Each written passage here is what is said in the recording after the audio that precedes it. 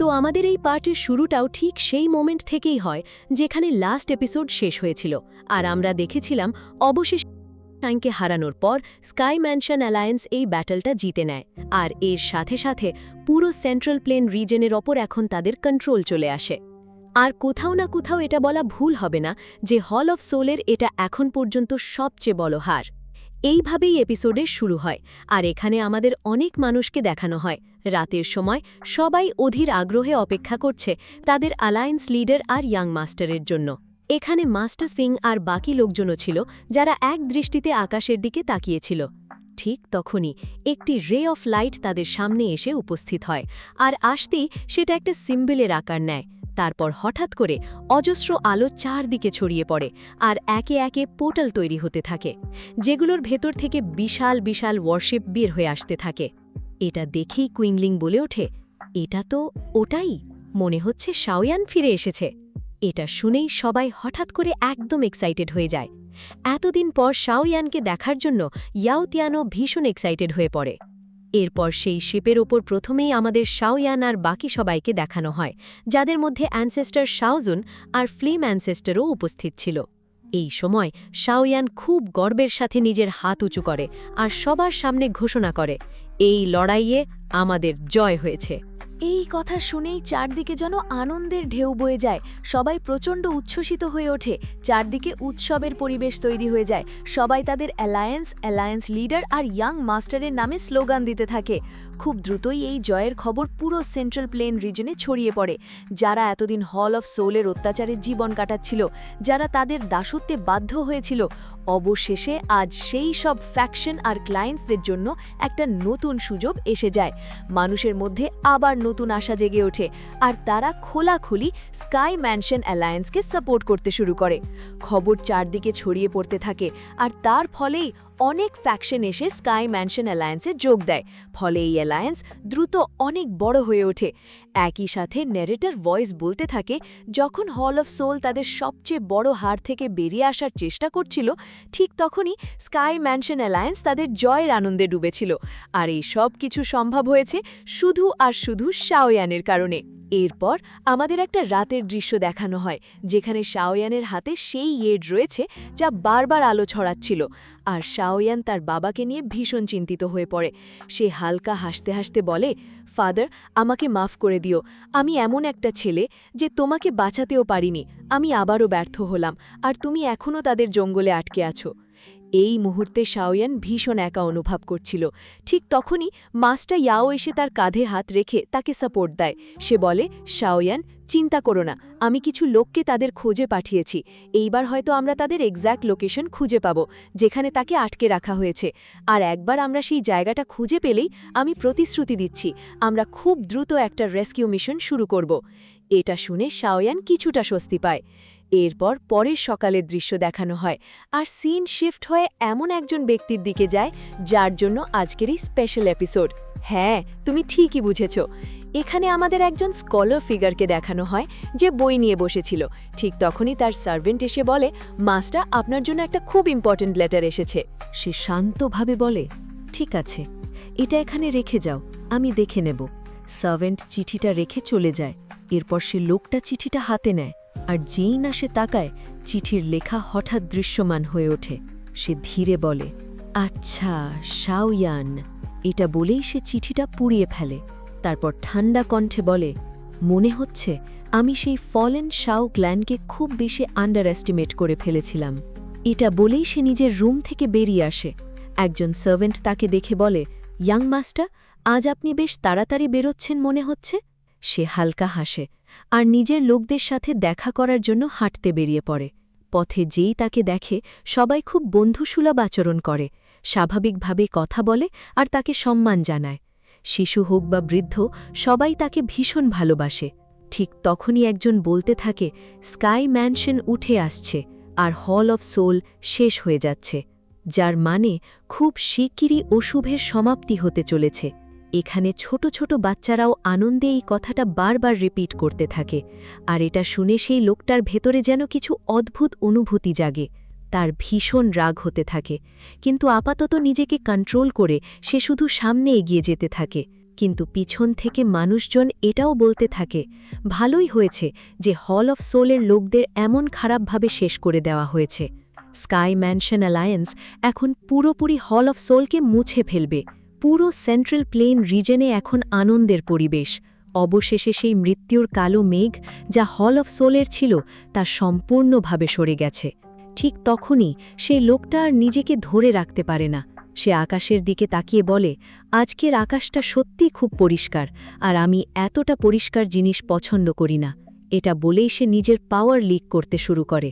চারপাশে কালো মেঘ জমে যায়, আর সে তার ফ্যানটা ভাঁজ করে হাতে আঘাত করতেই এক ভয়ঙ্কর স্মুথ এনার্জি বেরোয়, যা সবাইকে মুহূর্তের মধ্যে ফ্রিজ করে দেয়, যেন সময় থেমে গেছে। এরপর সে শুধু এক ইশারায় একটা ফরমেশন তৈরি করে, এমন এক ডেডলি ফরমেশন যা জীবিত মানুষের শরীর থেকে তাদের সোল টেনে বের করে নেয়। আর সেই যন্ত্রণায় যারা কিছুক্ষণ আগেও স্কাই ম্যানশন অ্যালায়েন্সের জয়গান করছিল, তারা ছটফট করতে করতে মারা যেতে থাকে। আর সে খুব সোয়াগের সাথে তাদের মাঝখান দিয়ে হাঁটতে হাঁটতে তাদের যন্ত্রণায় ছটপট করা দেখে এগিয়ে যায়। হালকা হেসে বলে, ও শাওয়ান, যদি সত্যি এটা সত্যি হয় যে তুমি আবার আমাকে অপোজ করার জন্য আমার বিরুদ্ধে প্রতিশোধ নেওয়ার জন্য রিবর্ন হয়েছ অন্য একটা বডিতে, তাহলে সত্যি বলছি এর চেয়ে বড় খবর আমার জন্য আর কিছুই হতে পারে না। আর সত্যি বলতে এতে আমার একটু ইন্টারেস্ট জন্মাতে শুরু করেছে। এটা বলেই সে এক ভয়ঙ্কর হাসি দেয়। আর আমাদের জানানো হয় এই লোকটা আর কেউ নয়, সে হচ্ছে 9 স্টার ডোজুন হুন তিয়েন্ডি, অর্থাৎ বিটিএইচের মেইন ভিলেন, হুন ক্ল্যানের লিডার, আর তার লেভেল সোল লেভেল এম্পারার, যা থেকেই বোঝা যায় সে কতটা ভয়ঙ্কর। এরপর সে সামনে এগোতে এগোতে শাওয়ানের কথা ভাবতে থাকে আর বলে, সে তো শুধু শাও ক্ল্যানের একটা ডিসেন্ডেন্ট, যে এখনও নিজের অ্যানসেস্টারের ছায়ায় বাঁচার জন্য স্ট্রাগল করছে, আর মানুষ তার সম্পর্কে এত কথা বলতে শুরু করেছে। তার মধ্যে এমন কিছু নেই যা আমার অ্যাটেনশন কাটতে পারে, কিন্তু তবুও মানতেই হবে তোমার মধ্যে কিছু তো আছে। আমরা দেখি সে যেখান দিয়ে যায় সেখানকার মানুষদের ভয়ঙ্কর যন্ত্রণায় কাতরাতে কাতরাতে সম্পূর্ণভাবে শেষ করে দেয়। এরপর সিন শিফট হয় আর আমাদের শাওয়ানকে দেখানো হয়, যেখানে সে ব্রেক থ্রু করার জন্য কাল্টিভেশনে লিপ্ত ছিল। আর এই সময়ের মধ্যে 3 মাসেরও বেশি সময় কেটে যায়। শাওয়ান বলতে থাকে, ডোজুনের জন্য লাইফ লেভেলে অ্যাডভান্স করা সত্যিই খুব কঠিন। গত 3 মাসের কাল্টিভেশনে আমার শরীরের ডোচি বাড়ার বদলে বরং একটু কমে গেছে। এই সময় সে কষ্ট করে সেই পেল রিফাইন করার চেষ্টা করছিল। ঠিক তখনই এই জায়গার ভেতরে একটা ক্র্যাক তৈরি হয়, আর সেখান থেকে একটা ছোট্ট কিউট হাত বের হয়ে আসে, আর মুহূর্তের মধ্যে সেই পেল নিয়ে ভেতরে ঢুকে যায়। আমরা দেখি এটা আর কারো কাজ নয়, লিটল ই এর কাজ। সে খুব সুন্দরভাবে এটা চুরি করে নেয়, কিন্তু তখনই শাওয়ান চোখ খুলে বলে, চুপচাপ ফিরিয়ে দাও। লিটল ই নির্দোষ সেজে বলে, কি, কোথায় আছে? আমার কাছে তো কিছু নেই। শাওয়ান মাথা নাড়িয়ে মনে মনে ভাবে, এটার সাথে আমি কি করব। তারপর সে স্পেসের ভেতরে হাত ঢুকিয়ে তার পা ধরে টেনে বের করে তাকে উল্টো করে ঝুলিয়ে বলে, তোমার কাছে নেই তাই তো? সে একটু ঝাঁকাতেই পিলটা নিচে পড়ে যায়। শাওয়ান সেটা হাতে নিয়ে বলে, আমি ভেবেছিলাম লিটল ই যখন এই লোটাস ডিভাউরিং ফ্লেমের বাড পেল, যার ভেতরে ডিভাউরিং পাওয়ারের ট্রেসেস আছে, তখন হয়তো আমার কাল্টিভেশন বুস্ট করার একটা উপায় পেয়ে গেছি। কিন্তু মনে হচ্ছে আমি ভুল ছিলাম। দেখো ফলাফল কি হলো, আমার ডো কি বাড়ার বদলে কমে গেছে। এখানে লিটল ই খুব কিউট মুখ করে শাওয়ানের দিকে তাকিয়ে থাকে, যেন বলছে, আমি কি করেছি, আমার কি দোষ। শাওয়ান তাকে স্পেস রিংয়ের ভেতরে রাখতে যাচ্ছিল, তখন লিটল ই এসে তার হাত ধরে টানতে থাকে, যেন বলছে, না, এটা তুমি রাখতে পারবে না। তারপর সে কিউট মুখ করে সেই পিলের দিকে ইশারা করে। শাওয়ান বলে, তুমি এটা চাও, কিন্তু এটা খেলনা না, আমি ভয় পাচ্ছি, এর পাওয়ার তোমাকে আঘাত করতে পারে। লিটল ই জোর দিয়ে বলে, না, একদমই না। শাওয়ান বলে, ঠিক আছে, যদি তুমি এত কনফিডেন্ট হও তাহলে এটা তুমি রাখতে পারো। এটা পাওয়ার সাথে সাথেই লিটল ই আনন্দে লাফিয়ে ওঠে আর চোখের পলকে সেটা গিলে খালে। এটা দেখে শাওয়ান অবাক হয়ে যায়। ঠিক তখনই লিটল ই আকাশে ভেসে উঠে হ্যান্ড সাইন তৈরি করে, তার কপালের লোটাস মার্ক জ্বলে উঠে, আর তার চারপাশে পিউরিফাইং ফ্লেমস দেখা দিতে থাকে, অর্থাৎ লর্ড ডিভাউরিং ফ্লেম খুব দ্রুত ঘুরতে শুরু করে।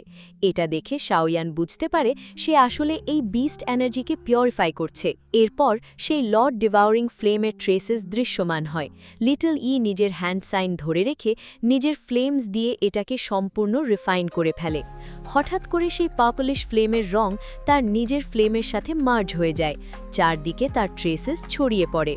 আর ঠিক তখনই লিটল ই এর কপালের ফায়ার লোটাস মার্ক সম্পূর্ণ বদলে যায়। এক নতুন প্যাটার্ন দেখা যায়, আর সাথে সাথে সে নিজের হাত আকাশে তুলে এক বিশাল এনার্জি বল তৈরি করে। আর ঠিক তখনই যখন তার কাছ থেকে এনার্জি লিচ হতে শুরু করে, এখানে এক ভয়ঙ্কর শক্তিশালী ওয়াটেক্স তৈরি হতে থাকে, যা তার চারপাশের সব এনার্জিকে নিজের ভেতরে গ্যাদার করতে শুরু করে। এখানে যে স্টোনগুলো ছিল সেগুলোও বাতাসে ভাসতে শুরু করে, এমনকি অসংখ্য এনার্জি পার্টিকেল চোখে পড়তে থাকে। আর পরের মুহূর্তেই সেগুলো সম্পূর্ণভাবে ডাস্টে পরিণত হয়ে যায়। জেইনকে লিটল ই পুরোপুরি অ্যাবজর্ব করে ডিভাওয়ার করে ফেলে, আর শাওয়ানের শরীরের ভেতরেও তার যে হারিয়ে যাওয়া শক্তি ছিল সেটা আবার ফিরে আসে। এই দৃশ্য দেখে শাওয়ান পুরোপুরি স্পিচলেস হয়ে যায়, আর সে বলতে থাকে, লিটল ই তুমি এটা রিফাইন করে ফেলেছ? যার উত্তরে সে মাথা নেড়ে বলে, হ্যাঁ, তুমি একদম ঠিক বুঝেছ, আমি আমার কাজ শেষ করে ফেলেছি। এটা দেখে শাওয়ান ভীষণ খুশি হয়ে যায় আর বলতে থাকে, কি ব্যাপার ছোট মিয়া, তুমি তো একদম কমাল করে দিলে, আর এখন পর্যন্ত তুমি ডিভাওয়ারিং পাওয়ার অফ ডিভাওয়ারিং ফ্লেমও পুরোপুরি অ্যাবজর্ব করে ফেলেছ। তখনই শাওয়ান উত্তেজিত হয়ে অনেক ভালোবাসা নিয়ে বলে, ইয়ার, আমাকে মাফ করে দাও, আমি তোমাকে ভুলভাবে ব্লেম করেছিলাম। এখন আমরা দেখি যে লিটল ই হালকা করে স্মাইল করতে করতে একটা ঢেকুর তোলে, স্লো, আর তার চোখে ঘুম নেমে আসে। সে সোজা শাওয়ানের কাছে চলে যায়। শাওয়ান তাকে নিজের হাতে তুলে নিয়ে গভীর স্নেহে তাকিয়ে থাকে। এই সময় লিটল ই ঘুমিয়ে পড়ে আর তার হাতের মধ্যেই শান্তভাবে শুয়ে যায়।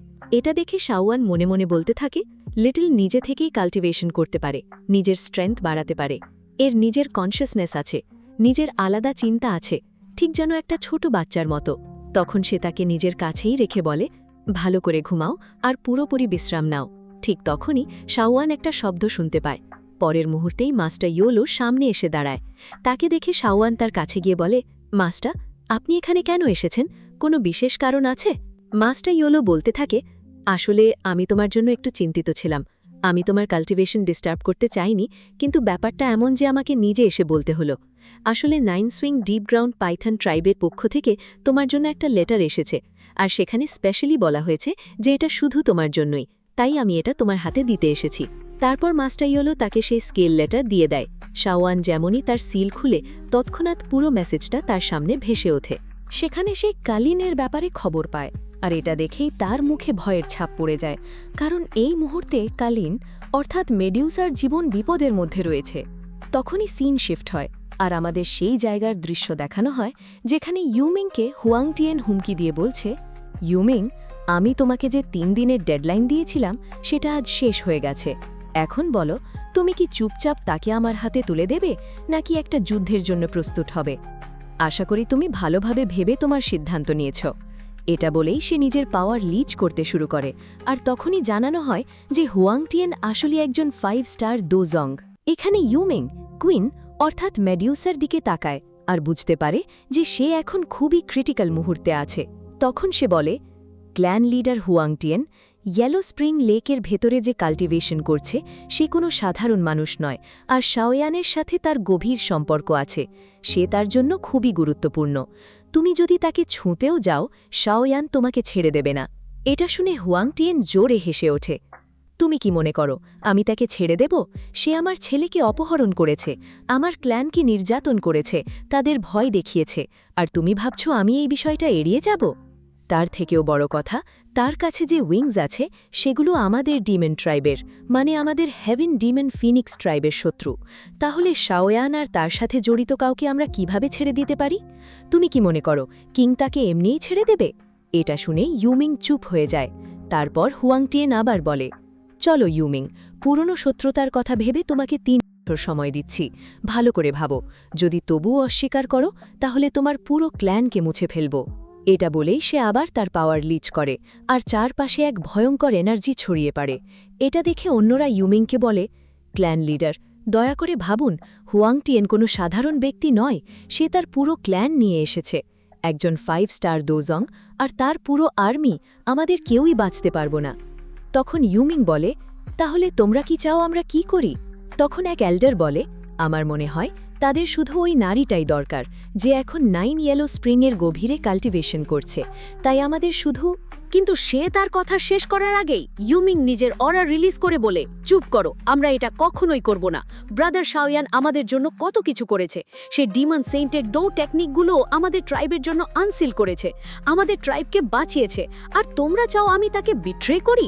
সে আমাদের জন্য সব কিছু করেছে, এমনকি যাবার আগে এই লেডির নিরাপত্তা আমাদের ওপর রেখে গেছে।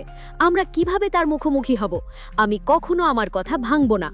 এটা শুনে অন্য এল্ডার্সরাও তার সাথে একমত হয়ে যায় আর বলে, যদি আমরা তাকে হ্যান্ডওভার করি তাহলে সবাই ভাববে আমরা হেভেন ডিমন ফিনিক্স ট্রাইবকে ভয় পাই। তাদের এক কথাতেই স্যারেন্ডার করে দিয়েছি। আমরা একটা গ্রেট ট্রাইব, এটা আমরা কখনো মেনে নেব না। এটা বলেই ইউমিং হাওয়াই লাফ দিয়ে হুয়াং টিয়েনের সামনে এসে দাঁড়ায়।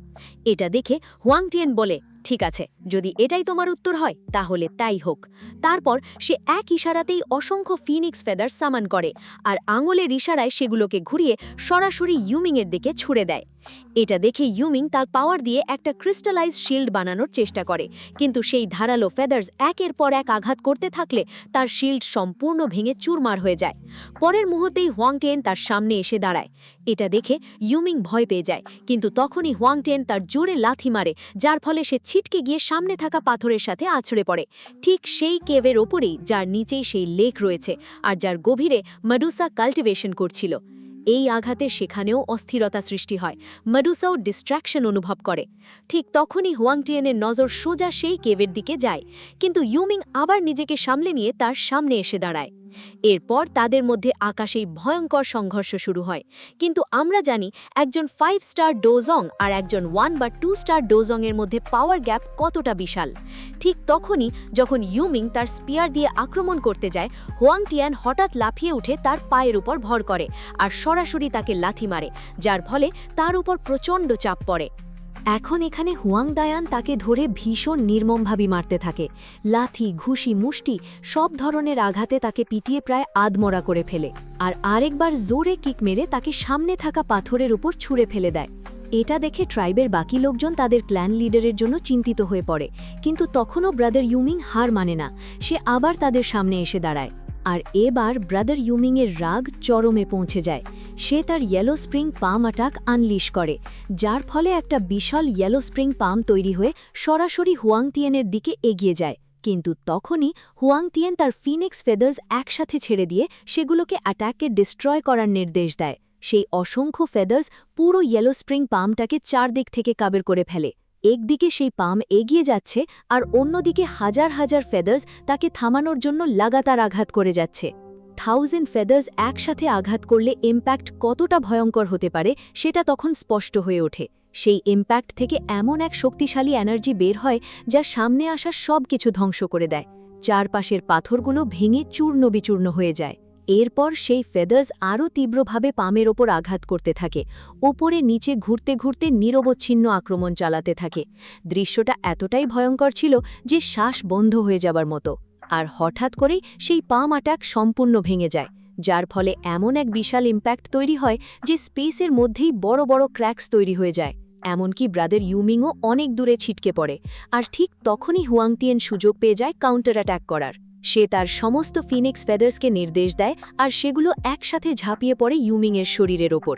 ট্রাইবে এল্ডার্স সবাই দাঁড়িয়ে শুধু এই দৃশ্য দেখছিল, কিছুই করতে পারছিল না।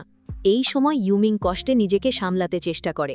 মাথা তুলতেই হুয়াং টিয়েন সামনে এসে তার মুখে জোরে লাথি মারে। সে আবার মাটিতে লুটিয়ে পড়ে আর হুয়াং টিয়েন তার উপর পা রেখে উপহাস করে বলে, কি দুঃখজনক অবস্থা তোমার, নিজের চেহারাটা দেখো। বিশ্বাসই হচ্ছে না এত সামান্য স্কিল নিয়ে তুমি তোমার ট্রাইবের লিডার হয়েছ। মনে হচ্ছে 9 screen deep ground Python tribe এখন আর যোগ্য লিডার বেছে নিতে পারে না, একদম পতিত অবস্থায় নেমে গেছে। তখন ইউমিং কাঁপা কণ্ঠে সবাইকে আদেশ দেয়, তাড়াতাড়ি কয়েলিং স্নেক ফরমেশন তৈরি করো। এটা শুনে এল্ডার্স সামনে এগিয়ে আসে।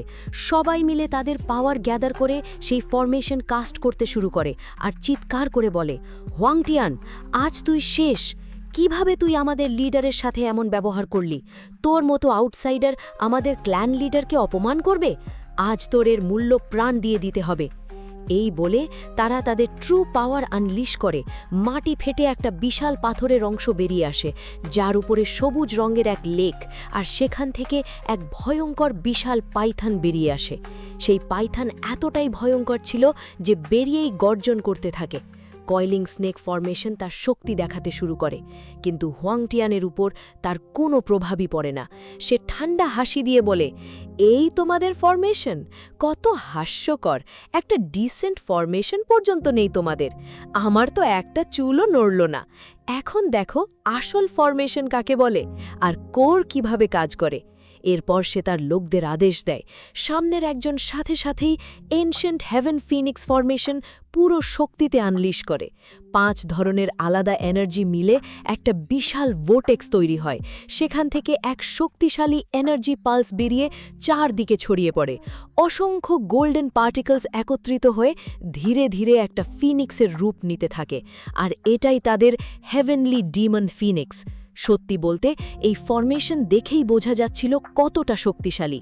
ফিনিক্স পুরো আকার নেওয়ার পর আকাশে ভেসে দ্রুত উড়ে যায় ব্রাদার ইউমিংয়ের এল্ডার্সের দিকে, যারা কয়েলিং স্নেক ফরমেশন কাস্ট করেছিল। কিন্তু হঠাৎ দিক বদলে সরাসরি সেই পাইথনের দিকে ঝাঁপিয়ে পড়ে। দুজনেই একে অপরের দিকে চিৎকার করে আক্রমণ করে। পাইথন তাকে পেঁচিয়ে ধরতে চায়, কিন্তু ফিনিক্স তার নখ দিয়ে তাকে আঁকড়ে ধরে। পাইথন কোনোভাবে নিজেকে ছাড়িয়ে নিয়ে স্পেসে একের পর এক স্ল্যাশ অ্যাট্যাক করে। ফিনিক্স দ্রুত ডজ করে তার কাছে পৌঁছে তার মুখ চেপে ধরে, তারপর তার 2 পা দিয়ে তার মুখ ছিঁড়ে ফেলে, তার টাং টেনে বের করে ফেলে। তীব্র যন্ত্রণায় পাইথন ছটফট করতে করতে মাটিতে পড়ে যায়। সে পুরো নিয়ন্ত্রণ হারিয়ে ফেলে, আর শেষ পর্যন্ত হেরে যায়। ফিনিক্স তার জয়ের উল্লাসে শক্তি ছড়িয়ে দেয়। তখন হুয়াংটিয়ান ইউমিংকে বলে, দেখলে তো, তোমার ক্ল্যান আর তোমার ফরমেশন আমার সামনে কিছুই না, আর সেই লেডিকে যাকে তুমি এতক্ষণ বাঁচাতে চেয়েছিলে আমি এখন নিয়ে যাচ্ছি। এই বলে সে আরেকটা জোরালো লাথি মারে আর বলে, তোমার সেই সো কল্ড শাওয়ানকে বলো, যদি তাকে ফিরিয়ে নিতে চায় তাহলে হেভেন ডিমন ফিনিক্স ট্রাইবে আসতে বলো, আমরা তার ভালোই আপ্যায়ন করব। এটা বলে সে তাকে দূরে ছুঁড়ে ফেলে দেয়। ইয়াওমিংয়ের চেতনা হারানোর আগে সে কষ্ট করে শাওয়ানের জন্য একটা মেসেজ কাস্ট করে, ব্রাদার শাওয়ান, মাফ করে দিও, তুমি যে কাজ আমাকে দিয়েছিলে আমি সেটা পূরণ করতে পারলাম না। ঠিক তখনই হুয়াং মিন ডিভাইন সেন্স দিয়ে মেডিউসাকে দেখে, আর তার চোখে লোভ জেগে ওঠে। তুমি সত্যি খুব সুন্দর, কিন্তু দুঃখিত, আমাকে দোষ দিও না। এই সুন্দর ফুলটাকে আমাকে নষ্ট করতে হবে, কারণ তুমি শাওয়ানের সাথে জড়িত। এই বলে সে একটা ফেদার ছুড়ে দেয় কালিনের দিকে, যা পাথর ভেদ করে পানির গভীরে পৌঁছে যায়, যেখানে কালিন কাল্টিভেশন করছিল। সেই ফেদার দ্রুত তার দিকে এগোতে থাকে, তার শ্বাস দ্রুত হয়ে যায়। ঠিক তার কপালের সামনে এসে ফেদার হঠাৎ কেঁপে ওঠে। বাইরে হঠাৎ হেভেনলি ফ্লেমের বন্যা বয়ে যায়, পুরো এলাকা কেঁপে ওঠে। কালিনের চারপাশে একটা ব্যারিয়ার তৈরি হয়, আর সেখানে আঘাত করেই সম্পূর্ণ ধ্বংস হয়ে যায়। এই অরা অনুভব করতেই সবার চোখ বড় হয়ে যায়। ফিনিক্সও মুহূর্তে ধ্বংস হয়ে যায়। হুয়াংথিয়ান হতভম্ব হয়ে যায়, কে এসেছে? সামনে এক বিশাল ভর্টেক্স তৈরি হয়, আর তার ভেতর থেকে সবাই উপস্থিত হয়। ব্রাদার ইয়াওমিং দুর্বল কণ্ঠে বলে, শাওয়ান, অবশেষে তুমি এসেছ। আর তখনই দেখা যায় আমাদের হিরো শাওয়ান এসে গেছে। তার রাগ এমন স্তরে পৌঁছেছে যে তার অরা ছড়িয়ে পড়তেই চারপাশের সব কিছু ধ্বংস হতে শুরু করে। সে গর্জে উঠে বলে, সাবধান, যদি তাকে আঘাত করার কথা চিন্তাও করো। তার অরা চারদিকে ছড়িয়ে পড়তেই সবার আত্মা কেঁপে ওঠে। কালেন অর্থাৎ মেডিউসাও তা অনুভব করে স্বস্তির নিঃশ্বাস ফেলে। শাওয়ান তাদের দিকে তাকিয়ে বলে, আজ এখানে তোমাদের মধ্যে কেউই বেঁচে ফিরবে না। আর ঠিক এই দৃশ্যের মধ্য দিয়েই আজকের এই অসাধারণ এপিসোড শেষ হয়। সো গাইজ, আজকের পার্ট এখানেই শেষ, কিন্তু পরের পার্টে আরও ভয়ঙ্কর কিছু হতে চলেছে। তার আগে ভিডিওটা লাইক করে চ্যানেলটা সাবস্ক্রাইব করতে ভুলো না। তাহলে আবার দেখা হবে নতুন গল্প, নতুন চরিত্র নিয়ে। ততক্ষণ পর্যন্ত বাই।